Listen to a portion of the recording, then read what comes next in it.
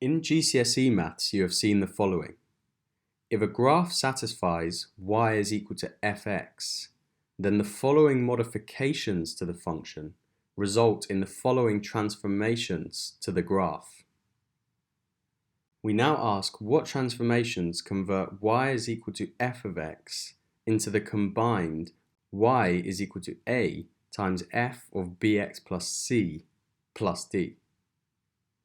Start by ignoring the a and the d and focus on y is equal to f of bx plus c.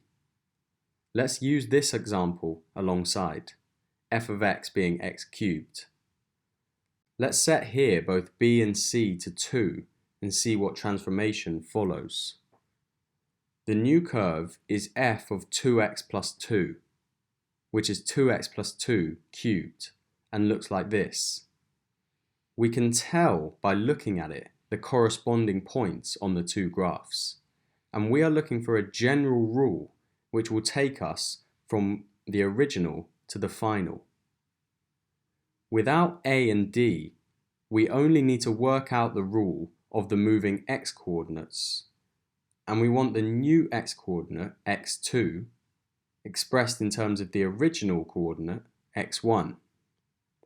Since the functions are equal at these 2 points, we say that x1 must be equal to b times x2 plus c, and so x2 is equal to x1 minus c all over b. In our example, this means that to get from the first curve to the second, you must subtract 2 and then divide by 2. This corresponds to translating the curve minus 2 in the x direction and then stretching it by a scale factor of 1 over 2.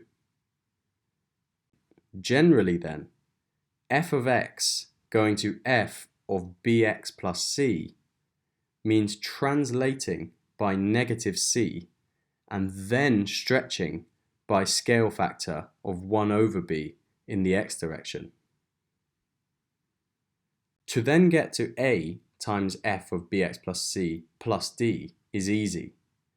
The y value of the curve multiplies by a factor of a, corresponding to a stretch of scale factor a in the y direction. And finally, a d is added on to every point, meaning a translation of 0d.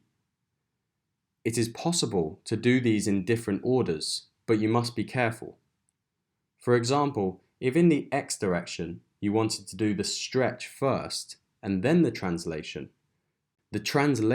would no longer be minus c, but minus c over b.